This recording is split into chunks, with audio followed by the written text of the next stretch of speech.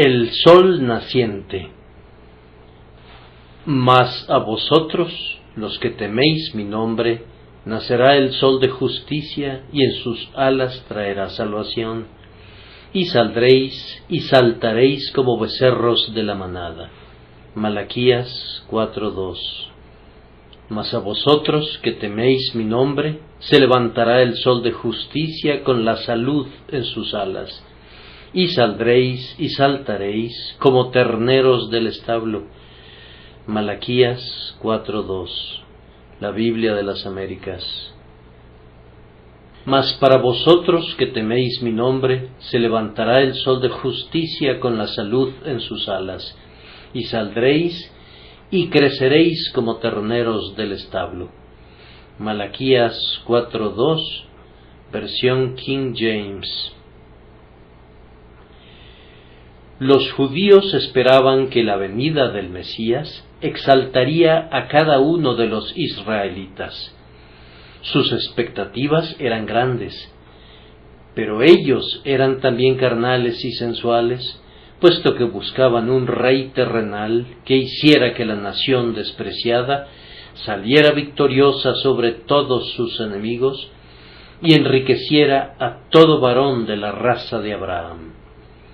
Las Escrituras no les daban ninguna base para tales expectativas universales, sino todo lo contrario, y en el capítulo que ahora estamos considerando, el profeta explica que la venida de Cristo sería en verdad como la salida del sol, llena de gloria y de esplendor, pero los resultados no serían los mismos en absoluto.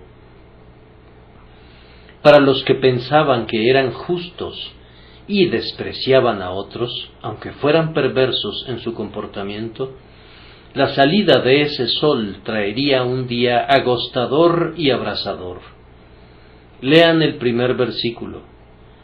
Porque, he aquí, viene el día ardiente como un horno, y todos los soberbios y todos los que hacen el mal serán como paja.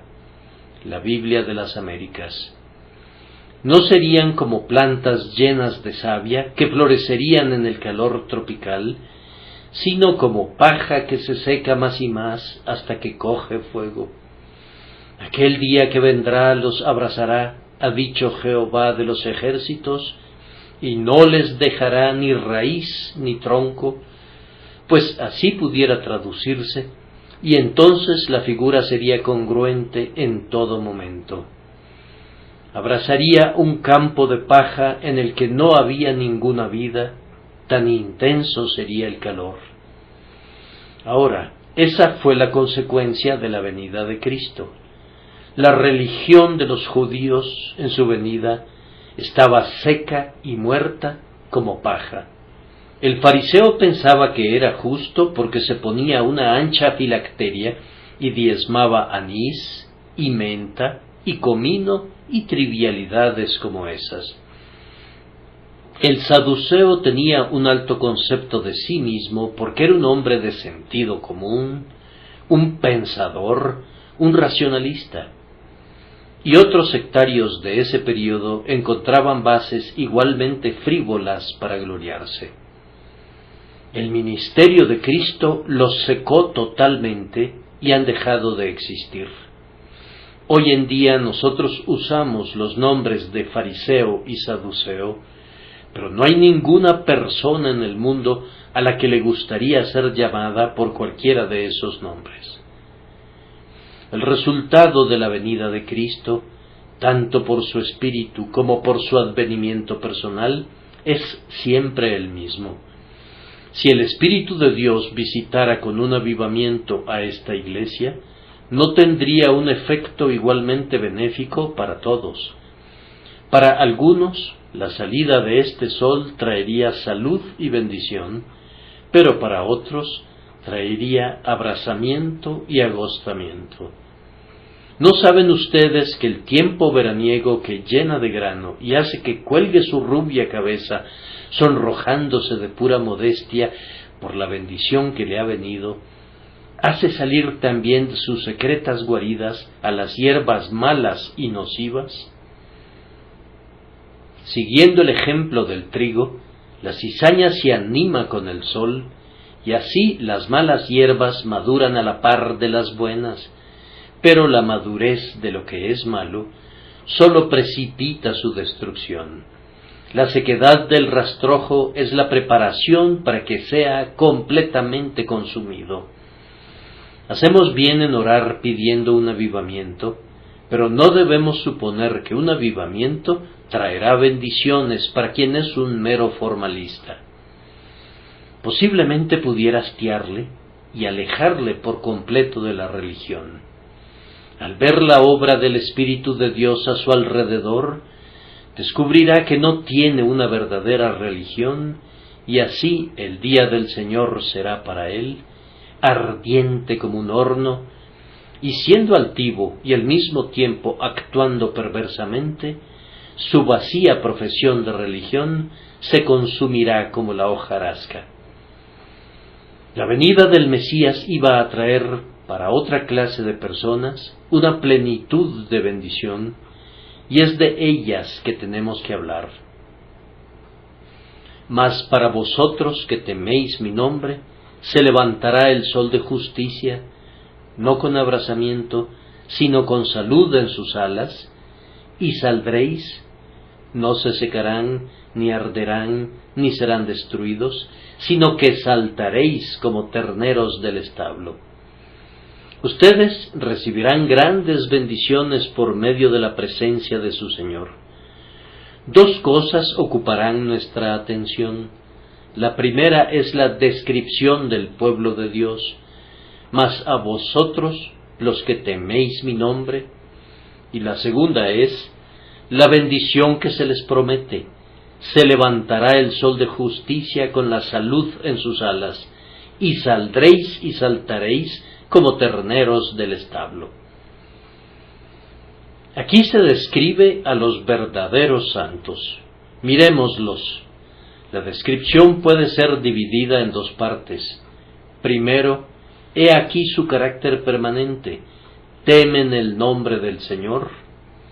Y en segundo lugar, deducimos por el texto su carácter accidental, un carácter que no siempre es suyo, pero en el que caen algunas veces, es decir, que necesitan salud, pues si no estuvieran enfermos, no habría necesidad de la promesa de que el sol de justicia se levantará sobre ellos con la salud en sus alas. Entonces, noten primero su carácter permanente: temen el nombre del Señor. Me deleita pensar que esta promesa es dada a este carácter particular, pues quiere decir que viene a los principiantes en la gracia. El temor del Señor es el principio de la sabiduría. No es la gracia más excelsa, ni el logro más sublime de la naturaleza espiritual. Por tanto, bendigan al Señor ustedes que son débiles y enclenques, porque la promesa es dada a ustedes. Ustedes en verdad temen al Señor.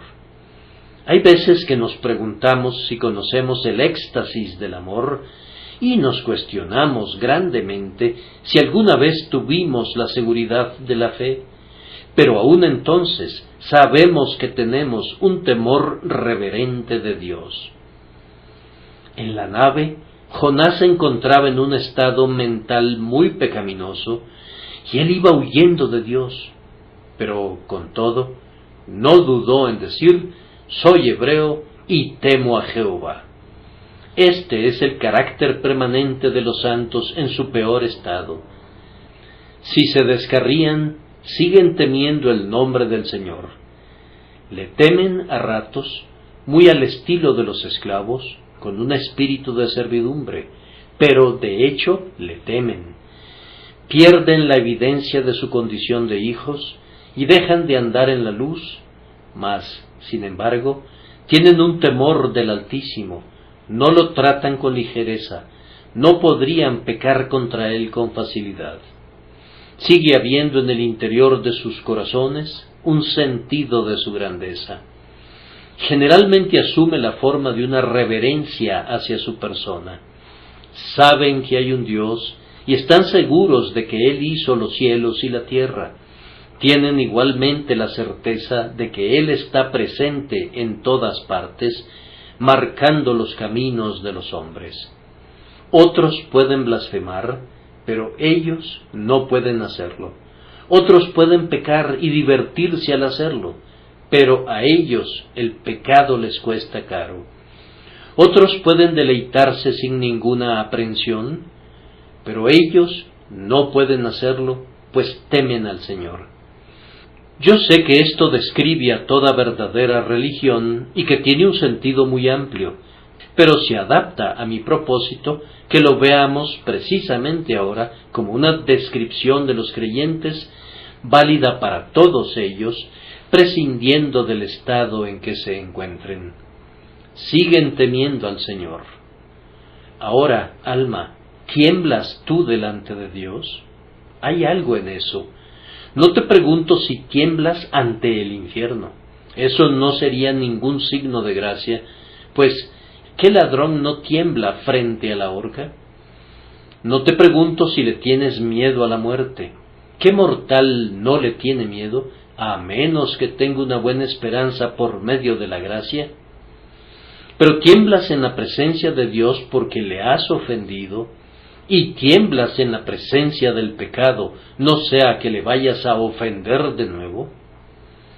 ¿No se te ocurre alguna vez la pregunta, ¿cómo pues haría yo este grande mal y pecaría contra Dios? De la misma manera que algunos se abstienen de cometer un crimen por temor a la ley, ¿te abstienes tú de cometer una vileza por el temor de Dios? Así como algunos son impelidos a la actividad por el miedo a la pobreza, ¿eres impelido tú al servicio divino por un sentido del hecho de que no servirle es permanecer bajo su ira?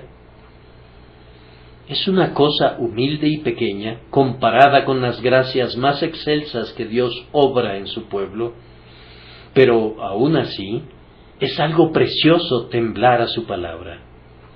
Me alegra pensar que muchos de ustedes han comenzado a temer a Dios recientemente. Bendigo su nombre porque no puedes vivir ahora como lo hacías antes. Estás intranquilo en tu antiguo estilo despreocupado. Me alegro mucho por ello, y aunque no puedo estar seguro de que este miedo no pudiera ser un miedo servil, yo espero lo mejor y oro pidiendo que madure para convertirse en un temor real de Dios, que es siempre una obra de la gracia en el alma, de manera que la promesa de nuestro texto te pueda pertenecer.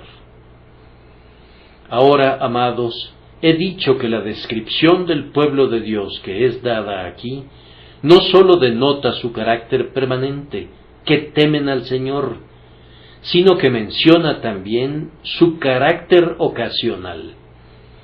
Algunas veces caen en una condición que deploran, y el texto da a entender esto por el hecho de que el sol de justicia se levantará sobre ellos, pues esto implica que hasta entonces estaban en tinieblas. Sin importar cuál otra luz pudiera haber, cada uno de nosotros sabe que mientras no salga el sol, nuestra condición es de una comparativa oscuridad. Hay hijos de Dios que caminan en tinieblas, que por cierto son amados hijos de Dios. Ciertamente estoy inclinado a pensar que todo hijo de Dios se adentra algunas veces en la oscuridad. Algunos comienzan con una luz resplandeciente y luego experimentan un tiempo nublado a mitad del camino, mientras que otros sufren su peor oscuridad al final. Knox y Lutero experimentaron sus más severas tentaciones cuando estaban a punto de morir. Bien se ha dicho que Dios algunas veces acuesta a sus hijos en la oscuridad. No importa, pues se despiertan en la luz, en la mañana eterna. Pero usualmente experimentamos una lúgubre temporada en algún punto entre el nuevo nacimiento y el cielo, tal vez para hacer que el esplendor sea mucho más reluciente cuando la noche acabe para siempre.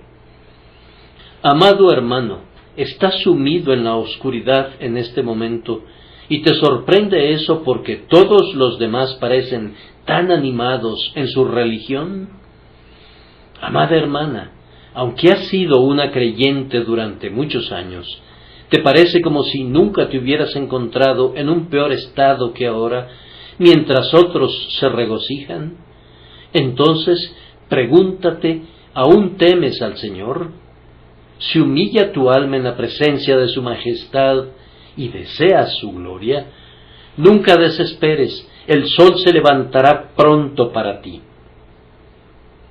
También es claro por el texto que los hijos de Dios pueden estar algunas veces en un mal estado de salud, pues el sol de justicia ha de levantarse para ellos con la salud en sus alas, y eso no sería una promesa muy necesaria si no enfermaran. Un cristiano pudiera estar abatido por graves dolencias espirituales. Su pulso pudiera latir lentamente, su corazón puede volverse débil, puede estar vivo, y eso pudiera ser todo. El letargo pudiera apoderarse de él, la parálisis pudiera conducirle a temblar desalentadamente, pudiera haberse extraviado de su Dios. ¡Ay! Aún pudiera sufrir de un ataque de fiebre palúdica en el que tiembla con incredulidad de la cabeza a los pies. Pudiera ser que sus ojos se hubieran vuelto tan ciegos que no puede ver de lejos, y sus oídos pudieran ser tardos para oír, y pudiera ser como los insensatos en el Salmo, cuyas almas abominaron todo alimento. Pudiera haber repudiado los consuelos de la promesa, y pudiera haber quedado muy abatido. Con todo, no morirá, sino que vivirá, y proclamará las obras del Señor, pues la enfermedad del alma de un santo no es para muerte. Él se recuperará y cantará acerca del Señor, cuyo nombre es Jehová Rafa. Yo soy el Señor tu sanador. Oh Hijo de Dios, si te encuentras en un estado de enfermedad y de aflicción, clama a tu Señor fuertemente, y el sol de justicia se levantará para ti con la salud en sus alas. Noten asimismo que, conforme a nuestro texto, los hijos de Dios pudieran estar en una condición de servidumbre, pues se dice que cuando el sol de justicia se levante, saldréis y saltaréis como terneros del establo. Entiendan la figura. El becerro está encerrado en el establo, y en la noche lo amarran con un cabestro, pero cuando sale el sol, el ternero sale al potrero, el novillo queda en libertad. De igual manera, el Hijo de Dios puede estar en cautiverio. El recuerdo de pecados pasados y la presente incredulidad pueden ponerle cabestro y mantenerlo en el establo, pero cuando el Señor se revela, queda en libertad.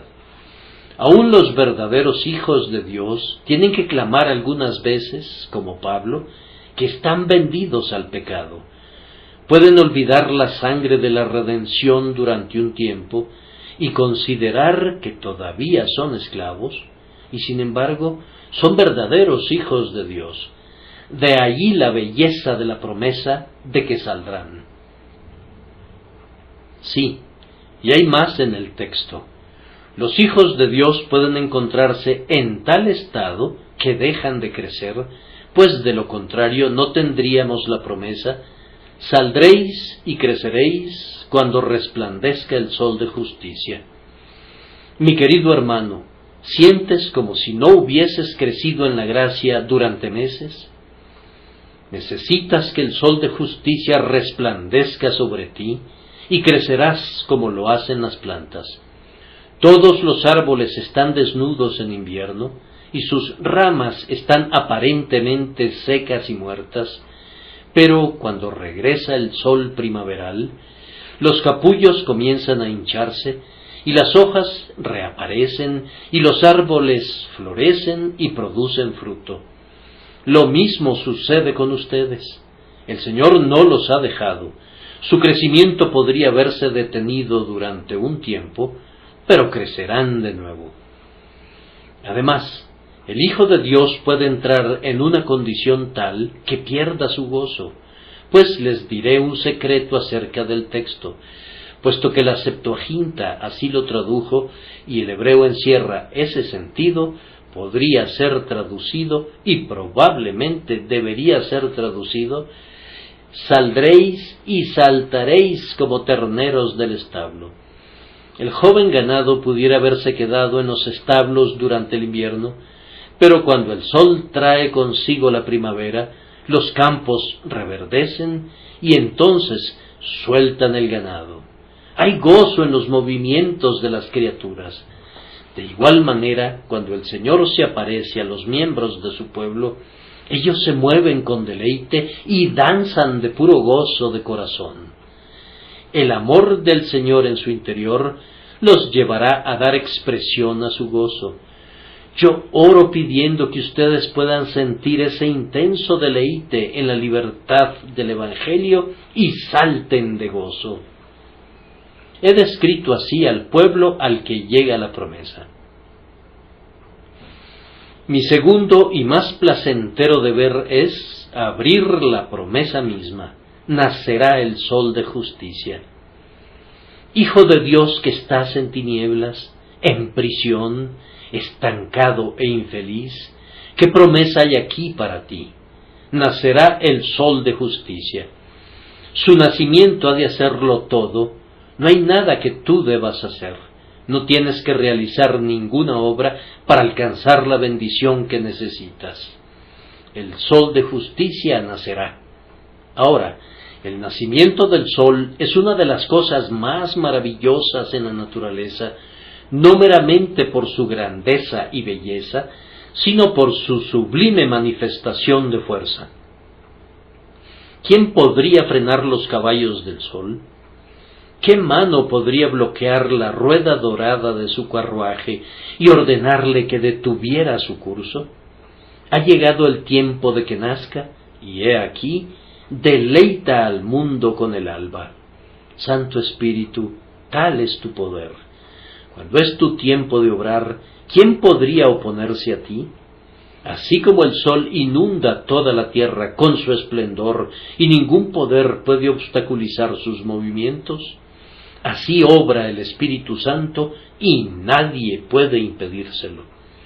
Entonces, argumenten esta promesa esta noche y clamen: oh sol de justicia, levántate sobre los que te temen. Ven ahora en toda tu majestad y riqueza de gracia. Derrama sobre nosotros tu luz y calor y vida, y llena este lugar con tu gloria. Observen ahora cuál será el resultado de su nacimiento. Tan pronto como este sol se levanta y Cristo comienza a brillar sobre su pueblo, ellos disfrutan de una clara luz. Estaban en tinieblas antes, pero ahora están en la luz. Yo he estado viviendo durante un tiempo en un país donde el sol lo es todo. La temperatura y la atmósfera son saludables y deliciosas, casi diría celestiales, gracias a su presencia. Cuando el sol brilla, ni el pino enfermo ni el saludable están tristes, y cuando las nubes ya no velan más su faz, estamos como en el huerto del Señor. Todo depende del sol. Desciendan a un valle donde no haya penetrado el brillo del sol y encontrarán escarcha. Crucen la calle hasta la sombra y temblarán de frío. La atmósfera se vuelve tan límpida gracias a la supresión de todas las nieblas y brumas, que algunas veces hemos logrado ver hasta 100 millas de distancia al otro extremo del mar, y los montes de la distante Córcega se han alzado como una hermosa visión. No puedo evitar usar la ilustración porque está tan claramente ante mí. Cuando el sol de justicia sale para un cristiano y brilla a plenitud sobre él, no ve unas islas que están a 100 millas de distancia, sino que ve las puertas de oro de la ciudad celestial y al Rey en su hermosura, y a la tierra que está muy distante, pues la presencia de Cristo limpia la atmósfera y nos permite ver lo invisible. Que el sol de justicia nazca para ustedes que temen su nombre y les dé justamente tal claridad y luz. Pero según el texto, cuando el sol de justicia nazca para aquellos que temen al Señor, les dará salud. Hay salud en sus alas. Por las alas del sol se quiere significar los rayos que proyecta a lo alto en el aire, o que parecen derramarse una vez que está en lo alto en el cielo. Hay realmente salud para los cuerpos de los hombres en el sol. ¿Acaso no los hemos visto venir a la tierra soleada, estando tuberculosos y doblegados por la debilidad? Y cuando han tomado el sol y se han calentado durante unas cuantas semanas, la herida en el interior del pulmón ha comenzado a sanar y el tuberculoso ha respirado de nuevo y se ha podido comprobar que viviría. Algunos han llegado aquí casi sin poder articular palabra y por el influjo del sol comenzaron a hablar de nuevo como hombres cuya juventud ha sido renovada. El sol es el gran médico. Donde el astro penetra no se necesita médico, y allí donde resplandece los hombres reviven rápidamente. En cuanto al sol de justicia, oh, cómo sana a los enfermos. Cristianos enfermos, yo quisiera que ustedes se sentaran bajo esa luz solar durante todo el año, aunque no hicieran otra cosa que asolearse allí, tal como los animales se deleitan asoleándose bajo el sol. Las flores conocen al sol y voltean a él su cáliz y sorben la salud que él les brinda con sus reservas de oro. Oh, que tuviéramos el suficiente sentido para conocer al sol de justicia, para que pudiéramos, mediante oración y meditación y una vida santa, bañarnos y asolearnos en sus deliciosos rayos. Seremos en verdad fuertes si Él se levanta para nosotros con salud en sus alas. Él se ha levantado, pero nosotros nos escurrimos a la sombra.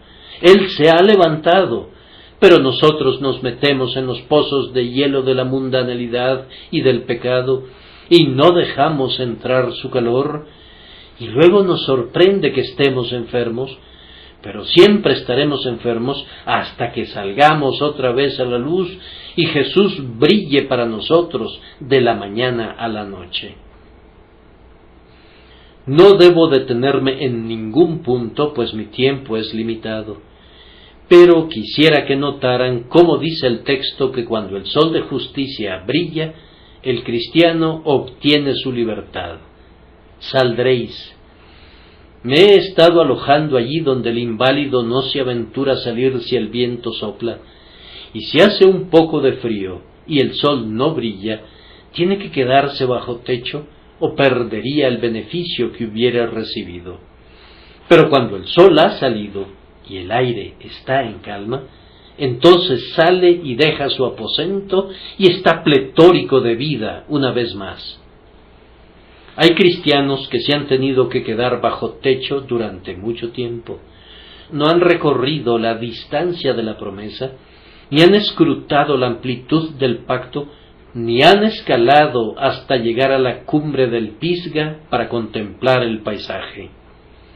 Oh amados, si el sol de justicia, el Señor Jesús, brilla para ustedes, saldrán no sólo para disfrutar la vida cristiana, sino para entrar en el servicio cristiano, e irán más lejos todavía para llevar a otros a Cristo. Entonces comenzarán a crecer.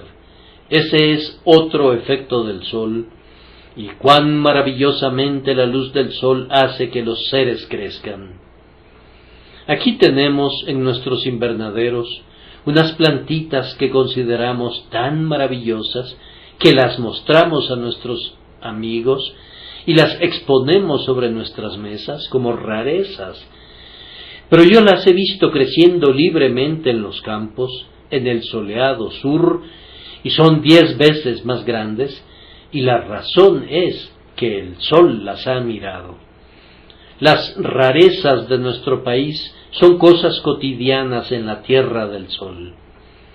Yo he conocido a cristianos que han recibido un poco de fe y se han quedado perfectamente pasmados por ello, y Dios los ha bendecido con un poco de amor por Jesús, y han sentido como si hubieran sido santos espléndidos, pero si vivieran a la luz del sol, podrían mover montañas por su fe, y su amor los conduciría a dedicar su vida entera a Jesús, y sin embargo, no se quedarían pasmados.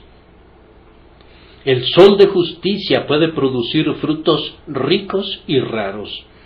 Nuestra tierra fría y nublada, cubierta por su nubosidad y su neblina, ¿qué podría producir en el invierno? En las partes más favorecidas de la tierra, aún en nuestro invierno, los árboles se ponen dorados con sus frutas. Lo mismo sucede con el alma. ¿Qué puede producir si vive en la mundanalidad? ¿Qué puede producir si vive para sí misma? Pero cuando conoce el amor de Jesús y el poder de su gracia, aún en su peor estado, produce el más rico y raro fruto para la gloria de su gracia. Voy a concluir exhortando a mis hermanos de la Iglesia a que vivan a la luz del sol. Salgan de las sombras. Hay sombrías cañadas en este mundo donde nunca brilla el sol. Son llamadas cañadas de placer, y algunas veces la pálida luna las mira desde lo alto con un rayo enfermizo. Pero el santo sabe distinguir entre la luz del sol y la luz de la luna del mundo. Salgan de esos gélidos lugares y vayan donde hay una clara luz. Pero, dice alguien, yo no sabía que hubiera gozos en la religión. Mi querido amigo, entonces, ¿conoces a la verdadera religión? Pues las cosas bellas son una dicha sempiterna.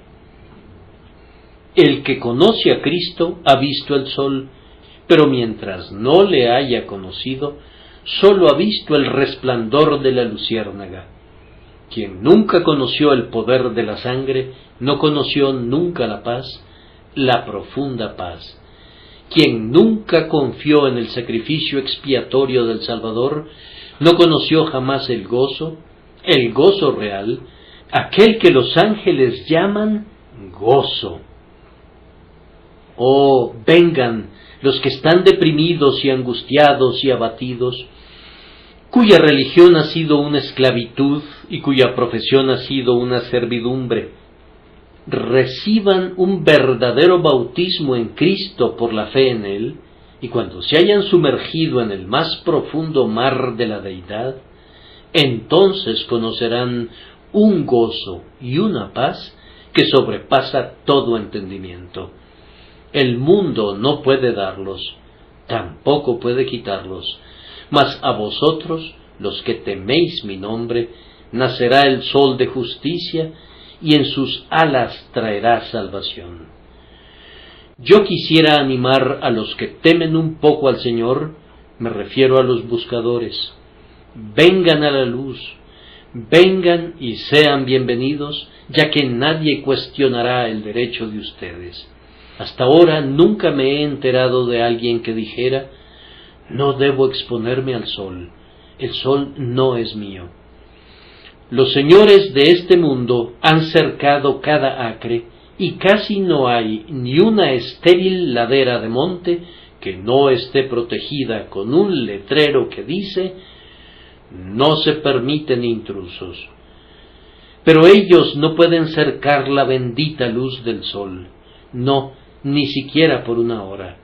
A través de la ventana del pobre, aunque el vidrio esté roto y tapado con harapos, un rayo de luz de sol se abrirá paso tan alegremente como lo hace en los salones de los monarcas.